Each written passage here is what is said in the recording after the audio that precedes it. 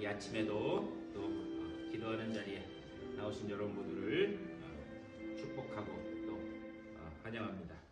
우리 다 같이 찬송 310장 옛날 찬송가는 410장입니다.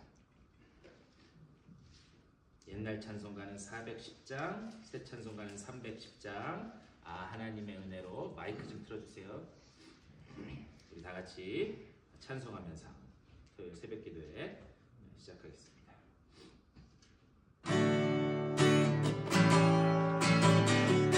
하나님의 은혜로 나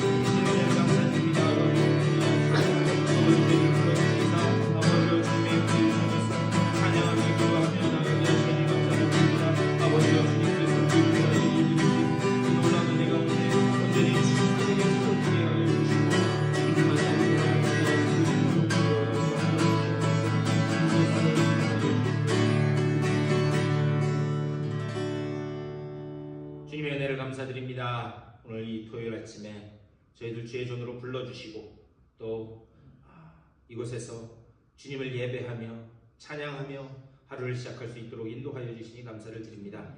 오늘 이 아침에도 예비하신 그 놀라운 은혜 있는 줄 믿사오니 그 은혜를 온전히 충만하게 체험하고 누리고 돌아가는 복된 아침 될 수 있도록 인도하여 주시옵소서. 주님의 말씀을 나눌 때에 주님의 그 뜻이 깨달아지게 하여 주시고 또 그 가운데 우리의 순종하며 나아가야 될 바를 깨달아 오늘 하루도 말씀 붙들고 승리하는 귀한 날 될 수 있도록 인도하여 주시옵소서. 감사하고 우리 주 예수 그리스도의 이름으로 간절히 기도드리옵나이다. 하나님의 말씀 보시겠습니다.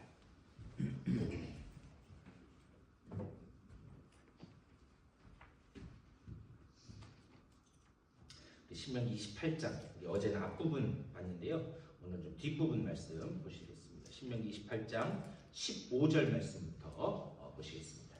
신명기 28장 15절에서 24절까지의 말씀 보시겠습니다. 28장 15절에서 24절까지 새벽마다 하니까 여러분 책갈피로 이렇게 다 해놓으셔서 금방 찾으시죠? 15절부터 24절까지 다 같이 한 목소리로 받들어 읽겠습니다. 내가 만일 내 하나님 여호와의 말씀을 순종하지 아니하여 내가 오늘 내게 명령하는 그의 모든 명령과 규례를 지켜 행하지 아니하면 이 모든 저주가 내게 임하고 내게 이를 것이니 내가 성읍에서도 저주를 받으며 들에서도 저주를 받을 것이요 또 내 광주리와 떡 반죽 그릇이 저주를 받을 것이요 내 몸의 소생과 내 토지의 소산과 내 소와 양의 새끼가 저주를 받을 것이며 내가 들어와도 저주를 받고 나가도 저주를 받으리라. 내가 악을 행하여 그를 잊음으로 내 손으로 하는 모든 일에 여호와께서 저주와 혼란과 책망을 내리사 망하게 속히 파멸하게 하실 것이며 여호와께서 내 몸에 연병이 들게 하사 내가 들어가 차지할 땅에서 마침 너를 멸하실 것이며 여호와께서 해병과 열병과 염증과 학질과 환재와 풍재와 썩는 재앙으로 너를 치시리니 이 재앙들이 너를 따라서 너를 진멸하게 할 것이라. 내 머리 위에 하늘은 노시 되고 내 아래의 땅은 철이 될 것이며 여호와께서 비 대신 티끌과 모래를 내 땅에 내리시리니 그것들이 하늘에서 내 위에 내려 마침내 너를 멸하리라. 아멘. 오늘 말씀 가지고 말씀 나누도록 하겠습니다. 오늘 이제 어제는 복에 관한 말씀을 나눴고 오늘은 이 저주에 관한 말씀입니다.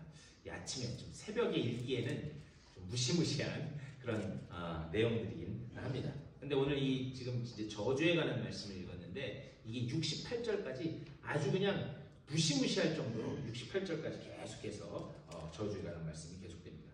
왜 하나님은 이렇게 저주에 관한 말씀을 길게 이렇게 말씀하시고 계시는 걸까? 내용을 보면은요, 여러분 15절부터 읽으셨지만 그 내용이 무지막지해요.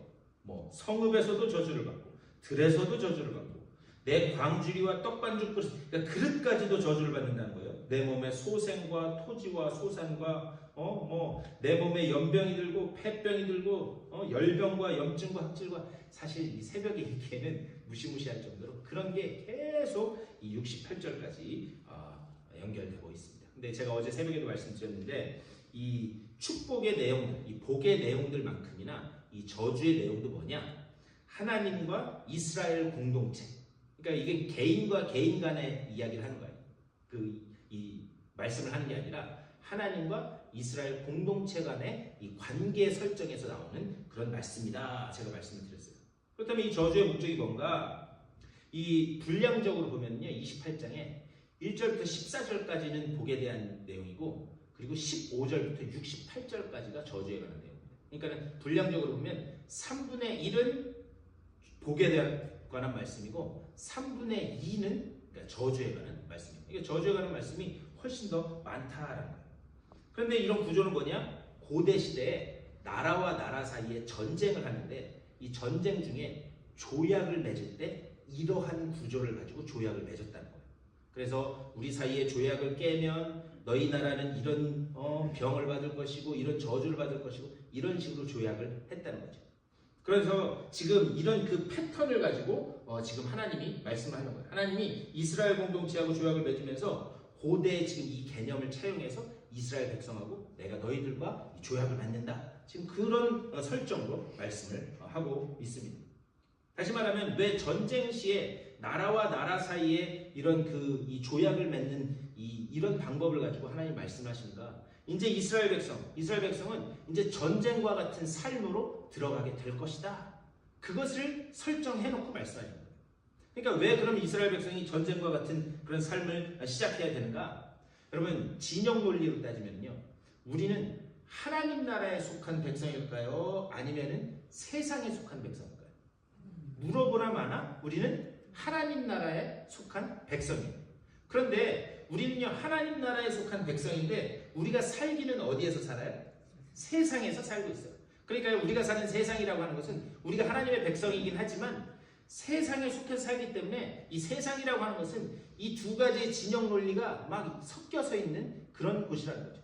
그래서 우리가 정신 차리고 있지 않으면 우리가 하나님의 백성인지 아니면 세상에 속한 사람인지 이것을 잊어버릴 수 있는 그런 조건들이 아주 충만하게 가득 차 있는 것이 이 세상이다라고 하는 그런 말씀입니다.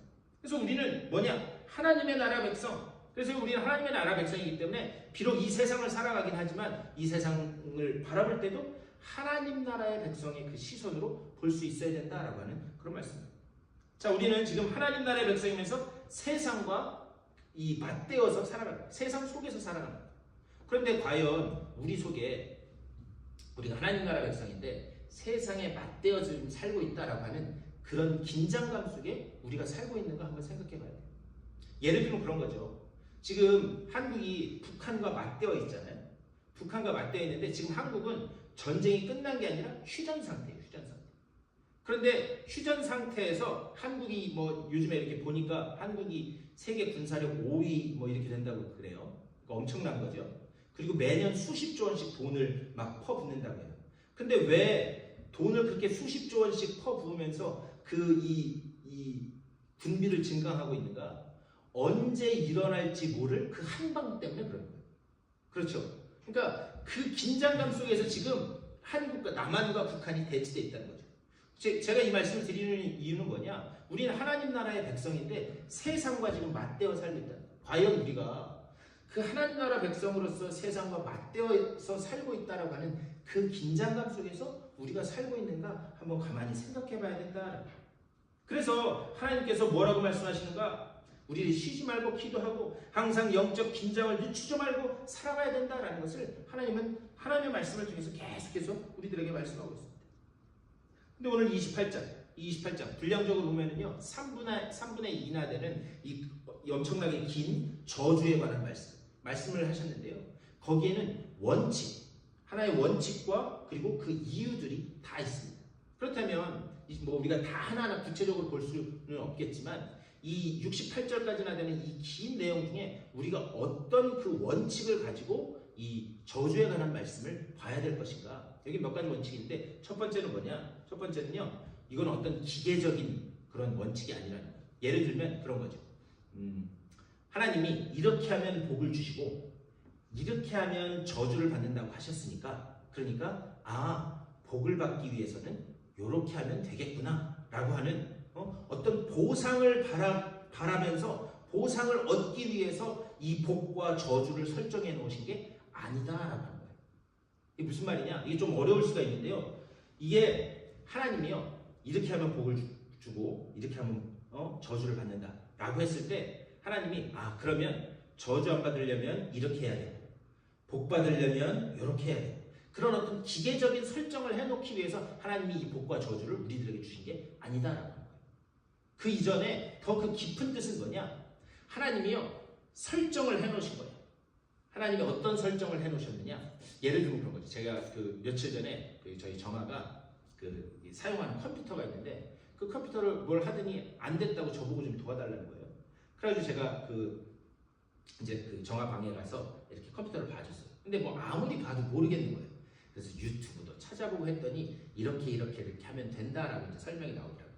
근데 그냥 귀찮아서 설정을 이렇게 하면 한다고 했는데 대충 그냥 제가 보고 그 유튜브 비디오를 대충 보고 설정을 제가 대충 해놨어요. 그랬더니 됐겠어요, 안 됐겠어요? 안 되죠. 네, 설정을 대충 했는데 근데 역시나 안 돼요. 근데 정화가 실망이야. 이거 왜 안 되냐? 그래서 야 잠깐만 기다려봐. 그래서 천천히 돌려보면서 거기서 시키는 대로 설정하라는 대로 하나하나 설정을 했어요. 그랬더니 컴퓨터가 될 뿐만이 아니라 전 몰랐는데 그 뒤에 있었던 더 많은 그런 성능들 이런 것들을 사용할 수 있다라고 하는 그런 것들이 쫙 열려지더라고요. 제가 이 말씀을 드리는 이유는 뭐냐? 이렇게 하면 복을 받고 이렇게 하면 저주를 받는다. 하나님이 그렇게 하신 것은 어떤 보상을 바라고 하는 그런 기계적인 설정이 아니라 그 안으로 들어가면 그 더 깊은 곳으로 들어가면 더욱더 깊은 그런 풍요로운 은혜를 누릴 수 있다라는 그것을 하나님께서 보여주기 위해서 그 원칙을 위해서 이런 복과 저주라고 하는 그런 설정을 해놓으셨다라고 하는 그런 사실입니다. 그렇다면 그 풍요로움이라고 하는 것은 무엇인가? 하나님과 깊은 관계, 하나님과 풍성한 교제, 그리고 하나님을 알아가는 희열, 그것을 말씀하십니다. 그래서 그 원칙적인 설명을 이런 방식, 그런 복과 저주라고 하는 그 방식을 통해서 설명하고 있다라고 하는 그런 사실입니다. 그러니까 복받기 위해서, 저주 피하기 위해서 이것을 우리가 해야 되는 것이 아니라 우리가 이렇게 하면 복을 받고 이렇게 하면 저주를 받는다는 게 아니라 복받기 위해서 이렇게 해야 된다.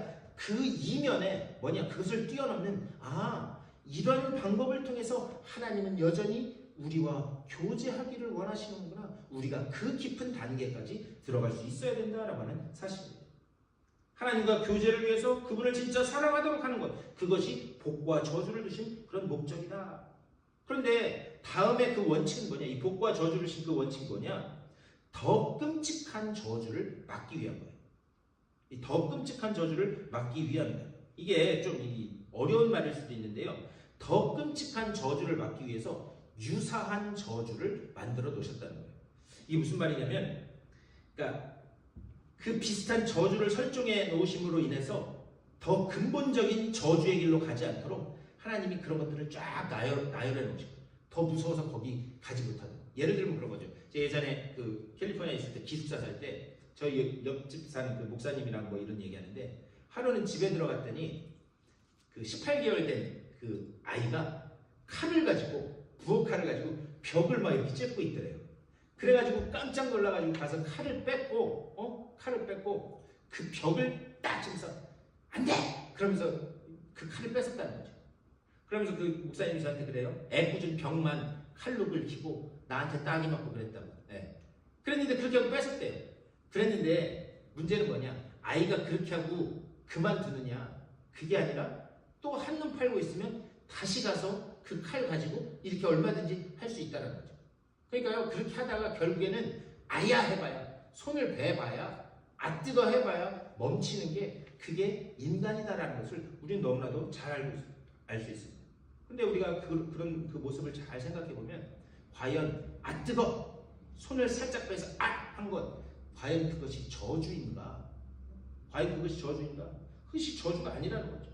더 결론적인 저주로 가지 않도록 하기 위해서 하나님께서 유사한 저주를 맛보게 하실 때가 있다라고 하는 사실입니다.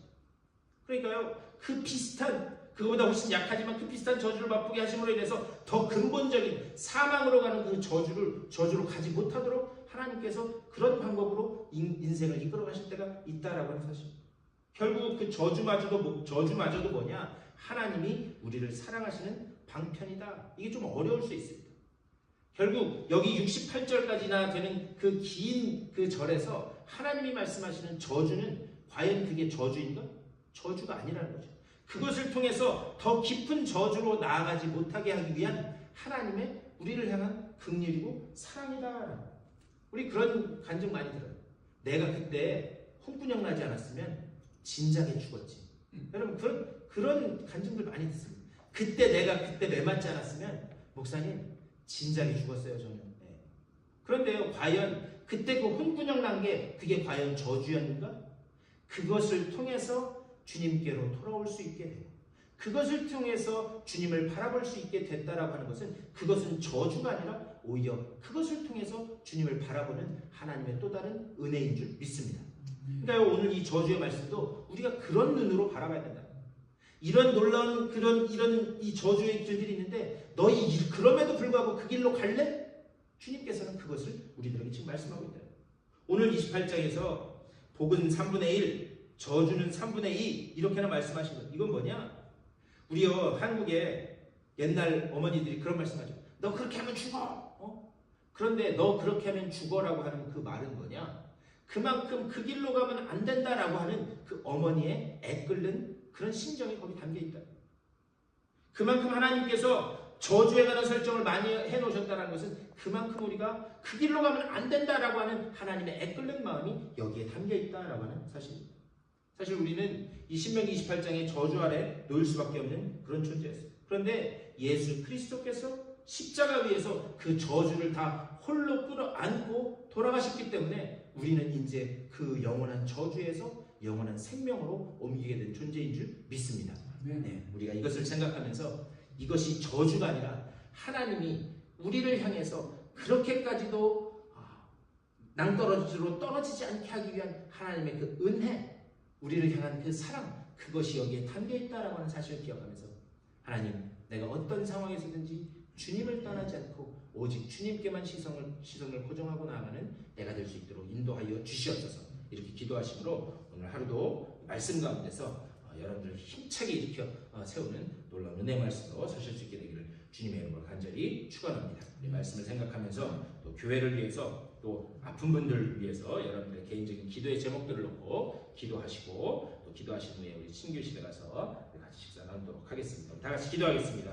우리 주님의 크신 사랑과 은혜를 감사드립니다. 아버지, 오늘 이 아침에도 주의 말씀으로 아버지 하루를 또 시작하게 하시니 감사를 드립니다. 주여, 그 주님의 놀라운 그 우리를 향한 긍휼과 자비와 사랑이 아버지의 이 저주의 말씀 가운데도 있음을 믿습니다. 주여, 오직 우리가 아버지의 이 긍휼의 말씀을 깨닫고 주님을 우리를 향한 그 주님의 그 놀라운 그 은혜와 자비를 깨닫고 아버지 오직 우리의 시선을 주님께 고정하고 주님께만 나아가는 우리 모두가 될 수 있도록 주여 인도하여 주시옵소서. 주님께서 아버지 정말 우리와 온전히 함께 하시기를 원하고 우리와 교제하기를 원하시고 아버지 정말 우리를 인도하기를 원하시는 줄을 믿사오니 아버지여, 주님과 아버지 온전히 그 풍성한 은혜의 교제를 통해 아버지 정말 주님과 매 순간순간의 그 사랑의 교제를 통해서 주님 앞으로 나아가는 우리 모두가 되게 하여 주시고 그 주님의 은혜의 사랑을 통하여 아버지 우리가 성장하게 하시고 아버지 정말 그 은혜와의 그 능력을 통하여 아버지 정말 우리가 세상을 향해 주의 은혜를 외치며 나아가는 주의 백성들로 설 수 있도록 주의 인도하여 주시옵소서. 아버지여, 오직 주님께서 우리를 향한 그 놀라운 그 계획을 우리가 깨닫고 아버지 정말 그 놀라운 그 우리를 향한 목적을 붙들고 그 사명을 붙들고 나아가게 하여 주시옵소서. 아버지여, 우리 교회를 이곳에 또 보내주시고 아버지 정말 부족하나마 이곳에서 주의 말씀을 짓게 하시니 감사를 드립니다. 주의 말씀이 증거될 때에 아버지 정말 오직 아버지 정말 우리 교회가 아버지 정말 이 지역에 죽어가는 영혼들에게 주의 복음의 씨앗을 뿌리는 복된 교회로 설 수 있도록 인도하여 주시고 아버지 정말 우리 교회를 통하여 하나님의 진리의 말씀이 선포되는 귀한 역사가 나타날 수 있도록 주여 인도하여 주시옵소서. 아버지, 우리가 온전히 맡은 자리에서 아버지 정말 충성케 하여 주시고 한마음 한뜻으로 멀리 계신 그 주님을 향해서만 나아가는 아버지 우리 모두가 될 수 있도록 인도하여 주시옵소서. 주여, 육체의 질병으로 인하여 고통받는 일이 있습니다. 주님 한 분 한 분 찾아가시고 주님 위로하시고 용기 주시사 하나님께서 아버지 정말 어떻게 그들을 붙드시고 인도하는 신들을 보며 하나님 앞에 영광을 여드릴 수 있도록 아버지 정말 우리의 건강한 육체를 가지고 주님 앞에 나와 다시 주님의 그 놀라운 그 은혜의 보좌 앞으로 나가는 귀한 역사가 나타날 수 있도록 주여 붙잡아 주시고 주님 인도하여 주시옵소서. 아버지 정말 오늘 하루도 기도로 시작하는 주님의 귀한 백성들 한 분 한 분 가운데 하나님의 그 구원의 은혜를 더하여 주시고 아버지 정말 그 주님의 능력 가운데서 아버지 하나님 앞에 영광을 여드리는 귀한 날 되게 하여 주시고 주님이 주시는 지혜로 주님이 주시는 능력으로 온전히 채워지는 귀한 아버지 한 달로 삼아 주시옵소서. 주여, 주님께서 온전히 채우시고